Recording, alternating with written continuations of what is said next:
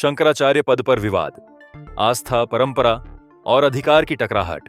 नमस्कार, आप देख रहे हैं न्यूज 18 अड्डा। आज विशेष है शंकराचार्य पद पर विवाद। भारत, जहां धर्म केवल आस्था नहीं बल्कि संस्कृति, परंपरा और पहचान का आधार है। और जब बात शंकराचार्य पद की आती है तो यह केवल एक धार्मिक पद नहीं रहता, बल्कि यह बन जाता है हजारों वर्षों की परंपरा, सनातन दर्शन और आध्यात्मिक नेतृत्व का प्रतीक। लेकिन आज यही पद विवादों के केंद्र में है और सवाल उठ रहे हैं कि कौन असली शंकराचार्य है, नियुक्ति की प्रक्रिया क्या है, क्या परंपरा से विचलन हो रहा है और क्या धर्म के नाम पर राजनीति हावी हो रही है। आइए आपको बताते हैं शंकराचार्य पद का ऐतिहासिक महत्व। शंकराचार्य पद की स्थापना आदि शंकराचार्य ने 8वीं शताब्दी में की थी। आदि शंकराचार्य, जिन्होंने अद्वैत वेदांत का प्रचार किया, सनातन धर्म को संगठित रूप दिया और 4 मठों की स्थापना की। ये 4 मठ है: 1 ज्योतिर्मठ बद्रीनाथ उत्तर में, 2 शारदा पीठ द्वारका पश्चिम में, 3 गोवर्धन मठ पुरी पूर्व में, 4 श्रृंगेरी शारदा पीठ दक्षिण में। इन चारों मठों के प्रमुख शंकराचार्य कहलाते हैं। शंकराचार्य केवल संत नहीं, मार्गदर्शक भी होते हैं। शंकराचार्य धर्म की व्याख्या करते हैं, समाज को दिशा देते हैं, राजसत्ता को भी मार्गदर्शन देते रहे हैं। इतिहास गवाह है कि राजाओं से लेकर आम जन तक शंकराचार्यों का प्रभाव रहा है। इसीलिए जब इस पद पर विवाद होता है तो वह केवल मठ तक सीमित नहीं रहता, बल्कि पूरे समाज में हलचल मचा देता है।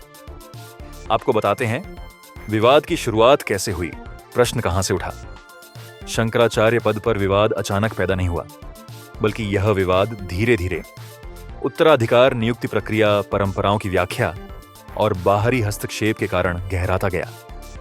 कुछ मामलों में तो एक ही मठ पर 2-2 दावेदार परंपरागत शिष्य बनाम नए उत्तराधिकारी भी पाए गए और अदालतों में मुकदमे भी देखने को मिले।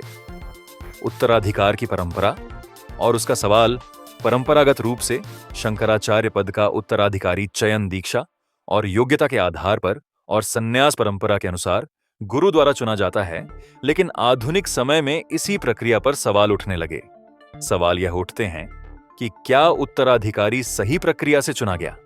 क्या उसमें शास्त्रीय योग्यता है? क्या वह संन्यास परंपरा का पालन करता है? यहीं से विवाद की जड़ मजबूत होती गई। एक बड़ा प्रश्न यह भी है कि क्या धार्मिक पदों पर कानून का हस्तक्षेप सही है? कई मामलों में सिविल कोर्ट, हाई कोर्ट और यहां तक कि सुप्रीम कोर्ट को हस्तक्षेप करना पड़ा है। लेकिन सवाल उठता है, क्या अदालतें शास्त्र तय करेंगी या परंपरा सर्वोपरि होगी? यह टकराव धर्म बनाम संविधान की बहस को जन्म देता है। शंकराचार्य पद पर विवाद के साथ एक और गंभीर आरोप जुड़ता है: राजनीतिक हस्तक्षेप।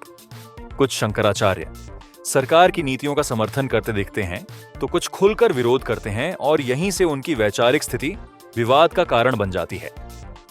उनके ऊपर आरोप भी लगते हैं कि कुछ सरकार समर्थक शंकराचार्य है और कुछ विरोधी विचारधारा वाले शंकराचार्य हैं।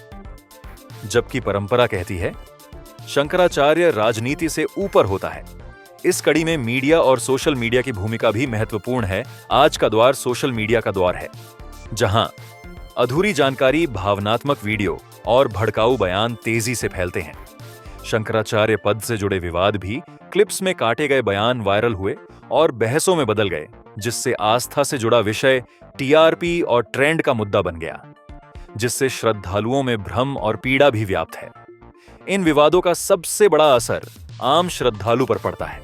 जो व्यक्ति शंकराचार्य को गुरु मानता है, उनके वचनों में विश्वास करता है, वह आज पूछ रहा है, हम किसे माने? सही शंकराचार्य कौन है? यह भ्रम सनातन समाज के लिए सबसे बड़ा खतरा बनता जा रहा है। इसे परंपरा में सुधार या परंपरा से विचलन क्या माना जाए? कुछ लोग कहते हैं समय के साथ बदलाव जरूरी है। वहीं दूसरे कहते हैं परंपरा से समझौता धर्म को कमजोर करता है। यही 2 ध्रुव, सुधारवादी और परंपरावादी, आज आमने सामने खड़े हैं।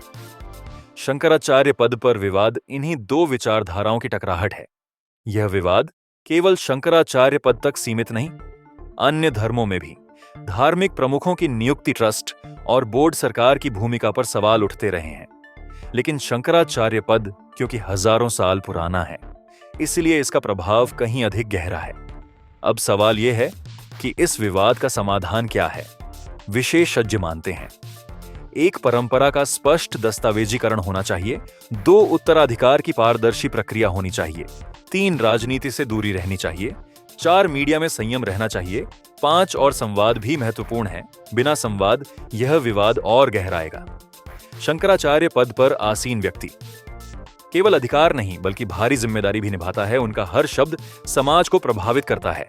इसीलिए संयम, मर्यादा और शास्त्रीय विवेक आज पहले से ज्यादा आवश्यक है। उपरोक्त सभी बातों का निष्कर्ष यह है कि शंकराचार्य पद सत्ता का नहीं, सेवा का पद है। यह विवाद हमें चेतावनी देता है कि अगर परंपरा और संवाद टूटे तो आस्था भी संकट में पड़ जाती है। जरूरत है संयम की, समझदारी की और सनातन मूल्यों की रक्षा की। आप देखते रहिए न्यूज़ 18 अड्डा। धन्यवाद।